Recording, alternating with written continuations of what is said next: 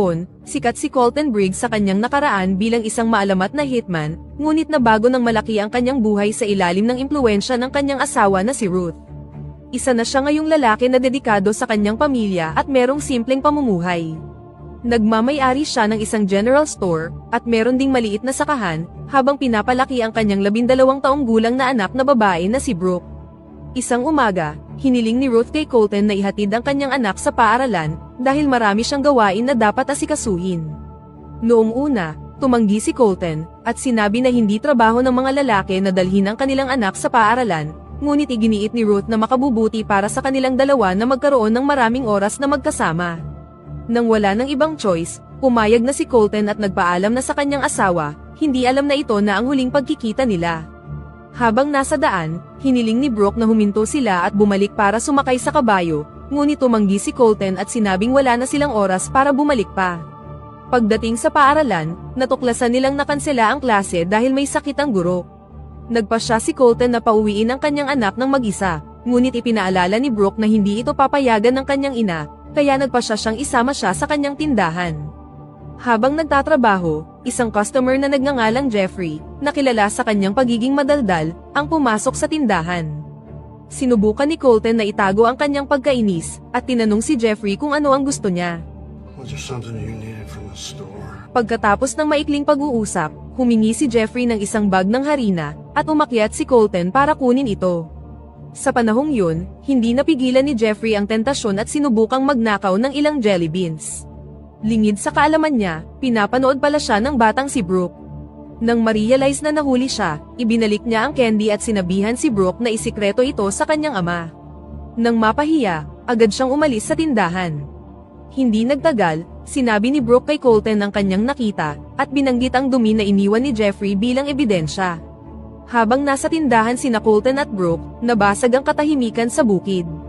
Nagulat si Ruth sa pagdating ng 4 na lalaki sa pangunguna ni James McAllister. Magalang siyang nagpakilala, sinabing naliligaw sila, at nagtanong ng direksyon patungo sa pinakamalapit na bayan. Kahit na naghihinala, itinuro pa rin ni Ruth ang daan, ngunit hindi nagtagal ay narealize niyang hindi maganda ang intensyon nila. Habang papalapit sa kanya ang grupo, tumakbo si Ruth sa kwadra para magtago, ngunit mabilis na sumunod ang mga lalaki. Ang isa sa kanila na nagngangalang Eustace, ay kinakabahan at iminungkahi na umalis na sila bago pa dumating ang local marshal. Ngunit si Boots, isa pang miyembro, ay tiniyak sa kanya na hindi pa oras para umatras. Nang hindi inaasahan, biglang lumitaw si Ruth sakay ng kabayo at sinubukang tumakas.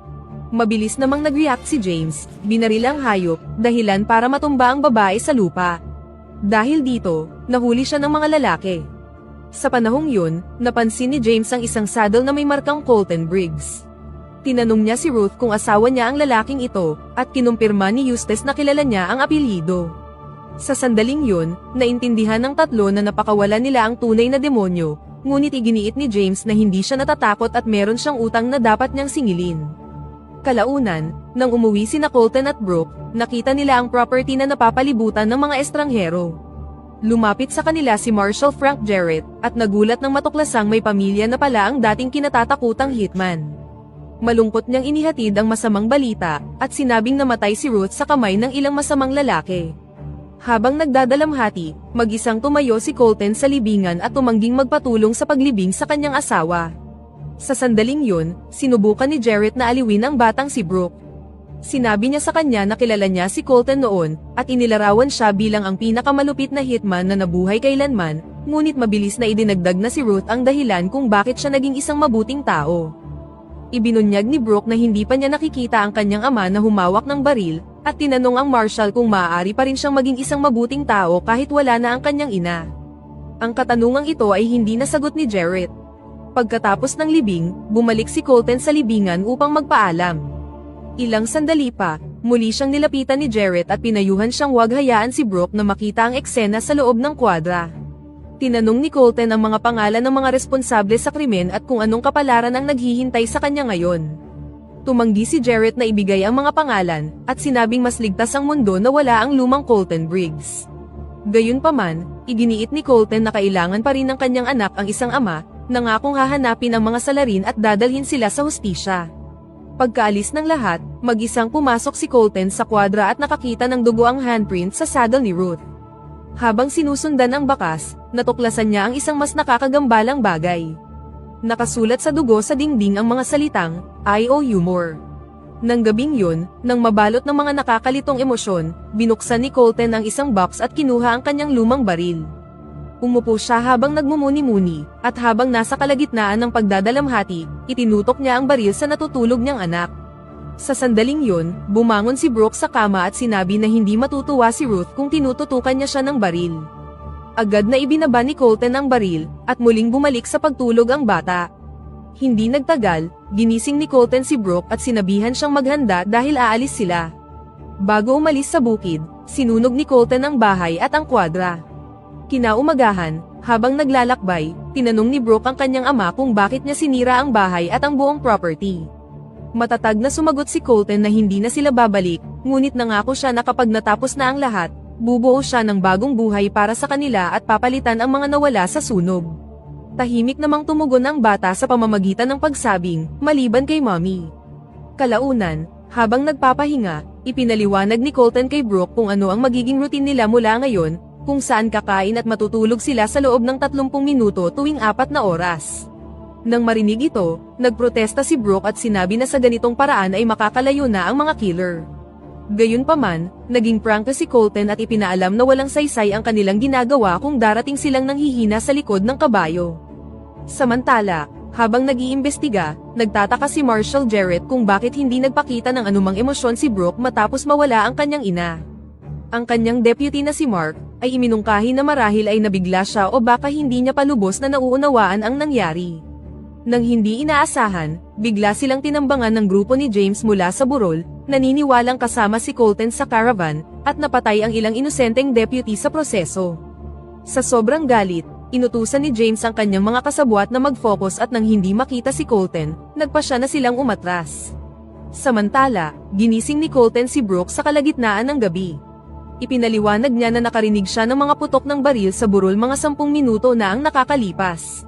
Tinanong ng bata kung bakit hindi niya siya ginising ng mas maaga, ngunit mahinahong sumagot si Colton na hindi sila nagmamadali at kalaunan ay malalaman din nila ang nangyari. Sa kampo ng mga kriminal, nagalit si James at sinuntok si Boots dahil sa pagpapaputok niya ng mas maaga. Ang kanyang plano ay idispatcha muna ang marshal, ngunit ang kanyang pagmamadali ay nagpahintulot sa kanila na mag-react. Kalaunan, nakita ni Colton ang isang papalapit na kabayo at naghanda ng kumilos, sa pamamagitan ng direktang pagtutok sa hayop. Si Brooke, na natakot, ay nagprotesta laban dito. Pinaalalahanan niya si Colton na maaaring pulis ito at hinding-hindi papayag ang kanyang ina sa ganoong pag-uugali. Nang magtanong si Brooke kung wala na bang ibang opsyon, binago ni Colton ang plano at inutusan ang kanyang anak na magkunwaring umiiyak para gambalain ang lalaki. Si Brooke, na kinakabahan, ay umamin na hindi niya alam kung paano ito gawin, ngunit pinaalalahanan siya ni Colton na kailangan niyang matuto kung gusto niyang mabuhay sa mundong ito. Nang wala ng ibang choice, sinikap ng babae ang kanyang makakaya at nagawang makapagpalabas ng walang emosyong pag-iyak, habang paparating ang sugatang deputy na si Mark. My baby, my baby. Nang makakuha ng pagkakataon, agad siyang dinisarmahan ni Colton. Gamit si Mark bilang pain, nahanap nila si Marshal Jarrett at isa pang miyembro sa kanyang grupo na si Greg, na sugatan din. Habang may hawak na baril, sinubukan ni Brooke na gayahin ang postura ng kanyang ama at inutos kay Greg na ibigay ang kanyang armas. Tumanggi ang lalaki at itinutok sa kanya ang baril ng may pagbabantang tono. Sa sandaling yun, tinapakan ng malakas ni Brooke ang sugatang binti ni Greg, dahilan para mabitawan niya ang sandata, na pinulot naman ni Brooke ng walang pag-aalinlangan. Matapos palayain ang kanyang mga kasamahan, hinarap ni Marshal Jarrett si Colton.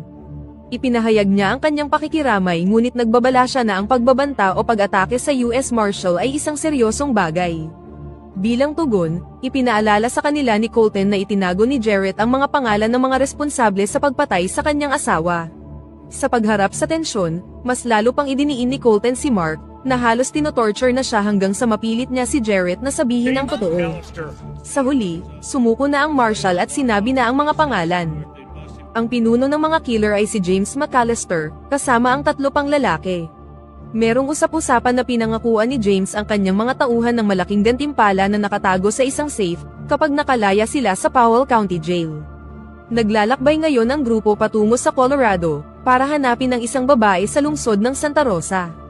Samantala, sinamantala ni Colton ang pagkakataon na turuan si Brooke. Ginamot niya ang sugat ni Mark, inalis ang bala, at nilagyan ng mainit na bakal ang sugat, at iginiit na ang bala ay nakalalason sa katawan ng tao. Bumagabag kay Brooke ang masangsang na amoy, kaya kinunot niya ang kanyang ilong, at para pagaanin ng mood, sinabi ni Colton na kalasa ito ng rabbit soup na ginagawa ng kanyang ina. Pagkatapos nito, nagpatuloy na ang mag-ama sa paglalakbay, at nagtungo na sa bundok sakay ng kabayo na hindi nila pag-aari. Tiniyak ni Colton kay Brooke na hindi siya magnanakaw, at balak niyang ibalik ang kabayo kapag nakarating na sila sa Santa Rosa. Sa kabilang banda, tinupad ni James ang kanyang pangako at pinangunahan ang grupo sa lugar kung saan nakatago ang safe. Nang mabuksan nila ito, nakita nilang puno ito ng Mexican money. Nang magprotesta ang mga kasamahan, itinutok ni James ang kanyang baril sa kanila at sinabing kung gusto niya silang traidorin, matagal na dapat silang patay. Inutusan niya silang manahimik sa loob ng 1 taon, at iginiit na ang pera ay sapat para mabuhay sila sa karangyaan. Sinamantala ni Boots ang pagkakataong magtanong tungkol kay Colton Briggs, ngunit sumagot lang si James na hindi nila kailangang hanapin siya, dahil si Colton mismo ang pupunta sa kanila. Nang may sa demonyong ngiti, tiniyak niya sa kanila na napagplanuhan na niya ang lahat. Pagdating sa Santa Rosa, nagsettle ang gang sa isang hotel. Nag-aalala si Eustace tungkol sa sheriff, ngunit sinabi ni James na pinutol na niya ang telegraph line, na magbibigay sa kanila ng sapat na araw bago kumalat ang balita. Pagkatapos ay inutusan niya ang bawat isa, na magsalitan sila sa pagbabantay kada 4 na oras. Nang gabi ding yun, habang nagpapahinga sina Colton at Brooke, sinamantala ng bata ang pagkakataon na tanungin ang kanyang ama kung nagbago talaga siya, pagkatapos niyang makilala ang kanyang ina. Inamin ni Colton na isa siyang matapang na tao, at hindi rin nakakaramdam ng maraming emosyon. Hindi man lang nga siya umiyak sa libing ng sarili niyang ina. Ngunit nang makilala niya si Ruth, merong nagbago sa kanya. Sa unang pagkakataon, nakaramdam siya ng matinding takot na mawala siya at hindi mahalin. Ito ang unang pagkakataon na nagmahal siya ng totoo. Tahimik na nakinig si Brooke at ipinagtapat ang isang bagay. Nang mamatay ang kanyang ina, wala siyang naramdamang kahit na ano. Ikinomfort siya ni Colton, at sinabing may bahagi sa kanya ang nawala sa pagpanaw ni Ruth, at ang sakit na ito ay hindi mawawala. Nang tanungin ng bata kung sino si James McAllister, inamin ni Colton na hindi niya siya kilala. Pagkatapos ay hiniling ni Brooke na turuan siya kung paano gumamit ng baril, at tinanggap naman ni Colton ang kahilingan. Kinabukasan, nagsimula siyang magsanay gamit ang isang rifle, ngunit nabigo siyang tamaan ang kahit na isang target. Dahil dito, humingi na lang siya ng isang revolver. Pagdating nila sa labas ng Santa Rosa, pumwesto si Colton sa nag-iisang daan papunta sa bayan. Alam niyang pinagmamasdan siya ni James at hindi magtatagal ay makikilala siya ng isa sa kanyang mga tauhan. Nang ma-realize ang panganib, iminungkahi ni Brooke na mas mabuti kung siya mismo ang papalit sa kanya, dahil hindi naman nila siya kilala. Tinanggap naman ng kanyang ama ang ideya at binigyan siya ng ilang payo. Habang sinusunod ang mga instruksyon, sumakay siya sa kabayo at pumasok na sa bayan. Pagdating doon, dumiretso siya sa isang tindahan, bumili ng ilang bagay, at nagtanong sa tindero kung dumaan ba dito kamakailan ang ilang lalaking nakakabayo. Ngunit paglabas ni Brooke sa tindahan, nakita niya si James at ang kanyang gang na naghihintay sa kanya. Nakilala nila ang saddle ng kabayo at agad siyang dinakip papunta sa main hall. Doon, inalok ni James ang batang babae ng pagkain, ngunit tumanggi ito. Pagkatapos ay inutusan niya sina Boots at Eustace na maghanda ng isang ambush para kay Colton. Sa puntong yun, nagpa siya si James na sabihin ang bahagi ng kanyang kwento. 20 taon na ang nakalilipas, ang kanyang ama na si Walter McAllister, isang notorious outlaw, ay sinubukang pigilan ng pag-execute sa kanyang kapatid. Ang pagtatangka ay nauwi sa kumprontasyon, at napatay si Walter sa proseso. Ang batang si James lang ang tanging nakaligtas, habang si Colton Briggs naman, na nandoon din sa panahong yun, ay sumakay lang sa kanyang kabayo at lumayo sa lugar na parang walang nakita. Mula noon, nagtanim siya ng pagnanais na maghiganti sa kanya. Habang nakikipag-usap kay Brooke, pinuno ni James ang safe ng mga dyaryo. Ang totoong pera ay nakatago sa isang saddlebag, at plano niyang lukohin ang kanyang mga tauhan. Samantala sa labas, napansin ni Big Mike ang paglapit ni Colton. Kaya naman, nagtago siya sa likod ng isang gusali, ngunit sinurpresa siya ni Colton sa pamamagitan ng paggamit sa kanya bilang pain at tahimik siyang idinispatsa. Pagkatapos ay hinarap niya si Boots at pinatay din siya. Get that one of the Mexican boys! Ngunit nabaril siya ni Eustace sa binti. Sa loob ng salon, hinawakan ni James si Brooke sa kamay at tinutukan siya ng baril. Si Eustace, na nadismaya na hindi niya napatay si Colton, ay sinabi kay James na ang bala ay dumaplis lamang sa kanya. Hindi nagtagal, nagpadala si James ng 2 pang tauhan upang tugisin si Colton, ngunit madali sila nitong napabagsak. Pagkatapos ay hinarap niya si James, at hinamon siyang ayusin ang usapin ng harapan. Kahit nasugatan, lumabas si Colton mula sa kanyang pinagtataguan upang harapin ang sitwasyon. Tinuya siya ni James sa pamamagitan ng pagtanong kung naaalala niya siya, ngunit sumagot si Colton na hindi, na mas lalong ikinagalit ni James. Sinabi sa kanya ni James na meron siyang 2 pagpipilian, at ito ay ang patayin siya sa consequence na mamamatay din si Brooke, o ipagtanggol niya ang kanyang sarili. Mas pinili ni Colton ang kanyang kapalaran, at binaril si Eustace para makalaya si Brooke. Ngunit sa sandaling yun, binaril ni James si Colton sa dibdib. Habang ipinagmamalaki ni James ang pagpatay sa maalamat na hitman, I killed Colton Briggs! kinuha ni Brooke ang revolver ng kanyang ama at binaril si James sa dibdib at sa ulo. Sa kanyang mga huling sandali, ibinigay ni Colton kay Brooke ang isang locket na may larawan ni Ruth, at sinabi sa kanya na palagi siyang gagabayan ng kanyang ina. Si Brooke, na nabalot ng kalungkutan, ay humagulgol sa pagkamatay ng kanyang ama. Ilang sandali pa, dumating si Marshal Jarrett kasama ang kanyang mga tauhan upang kolektahin ang mga bangkay. Isang deputy ang nabawi ang safe mula sa salon, naniniwalang nakahanap sila ng kayamanan, ngunit ang tunay na saddlebag ay nananatiling nakatago. Si Jarrett, na natigilan sa pagdadalamhati ng batang babae, ay pumayag na ang pinakamagandang gawin ay palabasin na namatay si Colton na isang bayani, nang ipinagtanggol niya ang bayan sa masamang gang. Ipinaalam rin ni Jarrett na kukunin niya ang pera ng mga kriminal, hindi alam na ang tunay na kayamanan ay nasa bag na yon. Habang papalayo sila, tahimik na pinakiusapan ni Brooke ang isang babae na dalhin ang saddlebag ni James mula sa loob ng salon. Nang makita ang mga ito, napangiti siya na parabang nanalo siya sa loto, at dito na nagtatapos ang pelikula.